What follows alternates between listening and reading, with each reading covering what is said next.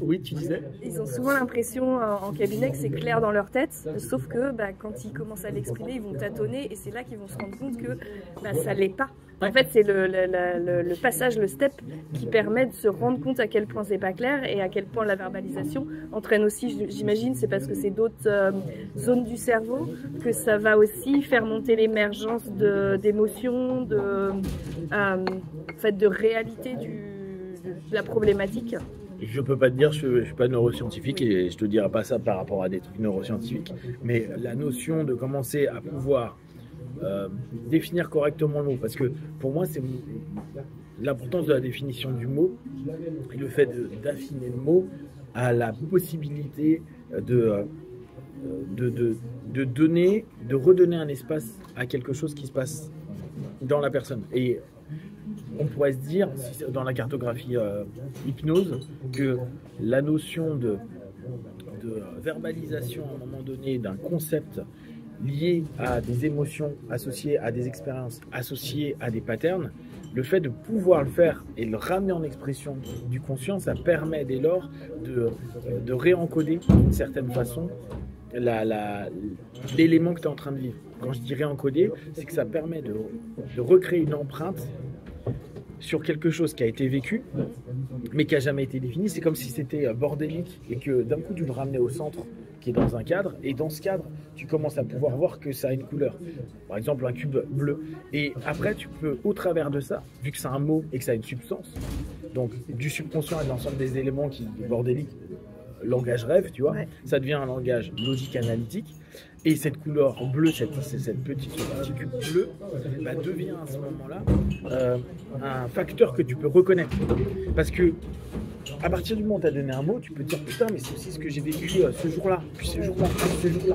Et dès lors, tu revois, tu réimprimes, déjà tu revois ton histoire de vie de façon différente parce que maintenant c'est un mot. Et tu t'aperçois que ce que tu estimais être pas normal, on va reprendre peur, angoisse. À tel moment, et tu disais, ouais, mais c'était de l'angoisse, j'ai rien pu faire. Tu te rends compte qu'en fait, c'était de la peur et donc pas de l'angoisse. Et tu étais sur un freeze, mais un freeze de peur et pas sur une panique d'angoisse, qui n'est pas du tout la même chose, qui va emmener donc des conséquences différentes. Mais tu avais défini l'ensemble de ta vie au travers d'angoisse et tu t'aperçois que c'est la plupart du temps de la peur.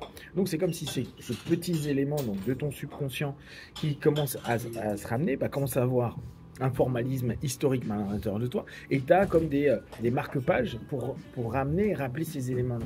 Ce qui va ramener à ton conscient déjà une possibilité d'avoir quelque chose qui apaise factuellement en se disant mais ok, donc la plupart du temps je ne suis pas un angoissé, mais j'ai des crises d'angoisse, ce qui est déjà différent. Ouais.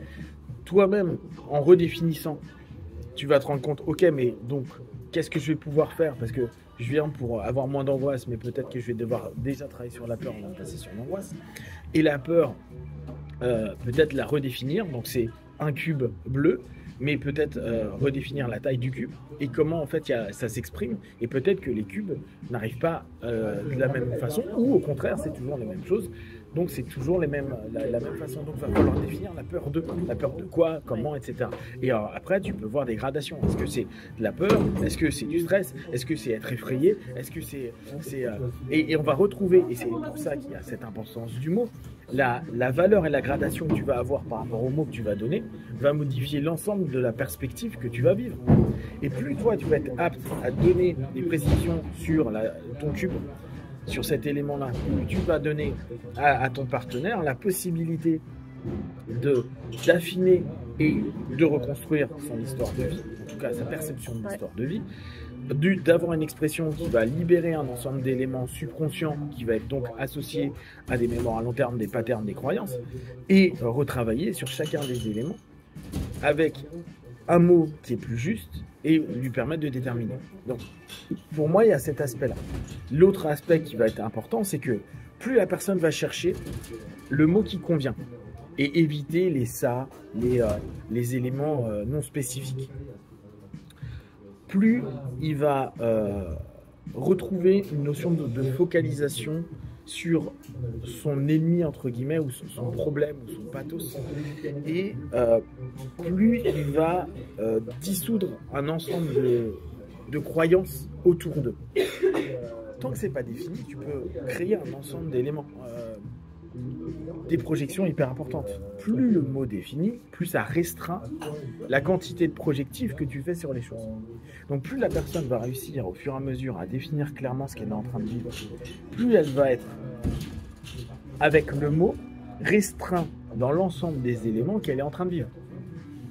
Tant que c'est pas défini, bah, ça peut aller dans tous les sens. En fait, ouais, c'est ça. Plus tu donnes un mot, plus le mot, c'est le fameux, on déteste tous les cases. Sauf qu'en fait, tout est dans une case. Qu'importe la taille de la case, il y aura toujours une case. Quand tu donneras un mot, tu donnes une case.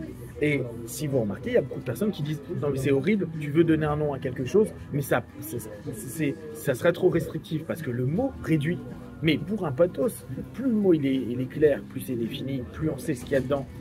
Et, parce que là encore, il y a aussi le sens qui met le partenaire à ce moment-là dedans, plus, bah oui, ça définit, ça restreint, ça contraint, et dès lors, ça donne un ensemble de bases, de perspectives dans quelque chose qui est beaucoup plus ciblé. Et à la place d'aller au lance-flamme pour cramer toute la forêt, tu vas juste abattre l'arbre qui potentiellement est problématique parce que tu l'as défini. Tu vois l'élément qui est malade. Et c'est en ça où c'est absolument génial d'aller sur le mot et prendre du temps dans l'émergence consciente et subconsciente de ce que ça représente. Parce qu'à partir de là, on a vraiment quelque chose qui va être ciblé, que le partenaire va lui-même, au travers de ça, sans même que vous ayez à faire de suggestions spécifiques, recadrer, parce que dès lors, il est plus en affrontement sur un monstre qui n'est pas défini, mais le monstre commence à avoir une forme. Cette forme commence à, dès lors, lui donner la possibilité de se dire mais c'est pas l'ensemble des autres monstres que j'aurais pu croire, donc déjà, ça efface par essence l'ensemble des éléments qui sont inexistants et qui pourtant étaient oppressants parce que tu ne savais pas définir ce que tu as. C'est le fameux problème qu'on a quand on est malade et que tu vas voir plein de spécialistes et personne n'est capable de dire ce que tu as. Tu vas donc te faire des films à te dire c'est peut-être encore pire, c'est peut-être encore pire, c'est peut-être encore pire. Où tu vas entendre des gars qui disent un truc qui dit ah bah c'est ça. Puis alors, si en plus tu as des pathos hypochondriaques, on est foutu. Mais plus tu vas avoir à un moment donné, pas forcément un diagnostic, mais comme on disait tout à l'heure, psychiatre et psychologue, ils peuvent vraiment apaiser les gens, ne serait-ce qu'en donnant un diag qui est intéressant. Ouais. Mais plus la personne, et c'est pour nous ce qui est le plus intéressant, va faire émerger ce mot, plus il va restreindre le champ d'action de son pathos, et plus il va pouvoir mettre une stratégie en place pour commencer à affronter son pathos. L'essentiel dans beaucoup de nos cheminements au travers de la transe, ça va être de faire, et là on revient sur la période de l'hypno-PNL, quoi. C'est le moment où ils sont vraiment dit, tiens, c'est quoi les métamodèles, comment ça fonctionne, donc on revient sur tous les notions de Václavic, etc., où on va avoir sur le principe linguistique, qu'est-ce qui se passe dans la linguistique, qu'est-ce qui se passe dans le cheminement de l'expression, donc tout ce qui va être en surface versus tout ce qui va être profond.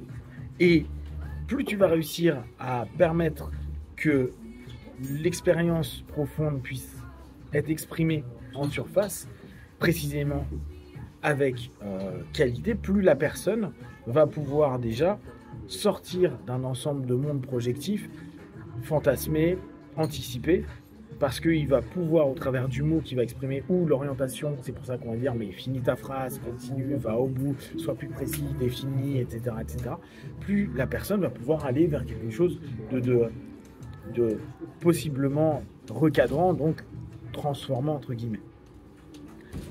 Et après, on pourrait se dire, c'est peut-être l'un des génies premiers de la psychanalyse à ce moment-là, qui était aller exprimer un contenu, le dépôt de contenu. Alors après, attention, parce que si le dépôt de contenu n'est pas clairement défini avec des mots qui correspondent, ça devient juste du blabla qui n'amènera jamais à rien. Voilà.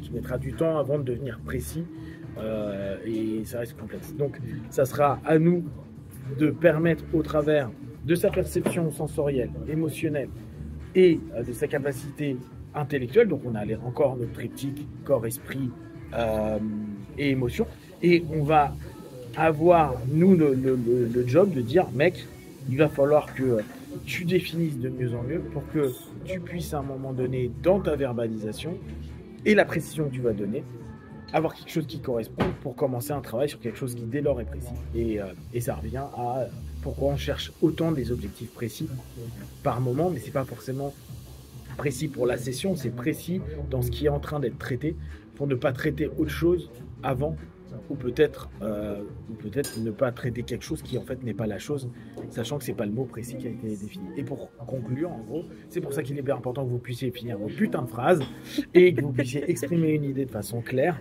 Et là, on pourrait rebondir après en ouverture, de se dire, c'est pour ça aussi qu'il est hyper important que les gens, les gamins comme les adultes continuent à lire et ne pas simplement être sur les réseaux sociaux ou à regarder des vidéos avec des sémantiques pauvres comme moi je peux le proposer, mais aller lire des trucs un peu plus anciens, reprendre l'importance de la langue, etc. Même si c'est un effort, parce que mieux plus tu auras la compétence et la capacité d'expression juste, plus tu pourras être en opposition par rapport à un ensemble de suggestions et de propositions avec des sémantiques parfois très précises et des nuances que tu n'as pas compris, comme un texte de loi, comme une orientation de ton N+1, etc. Et tu seras donc plus difficile à embrigader, même si on est tous embrigadés, on sera toujours tous embrigadés, mais tu auras un esprit critique plus fin et tu auras peut-être une rhétorique plus saine après à mettre en œuvre. Voilà, question, observation, remarque. Bon, et si vous avez aimé, comme d'habitude, partagez, blablabla, etc. Et comme d'habitude, ne prenez que ce qui est bon et juste pour vous, tester, analyser, et puis toutes ces choses-là, et puis voilà.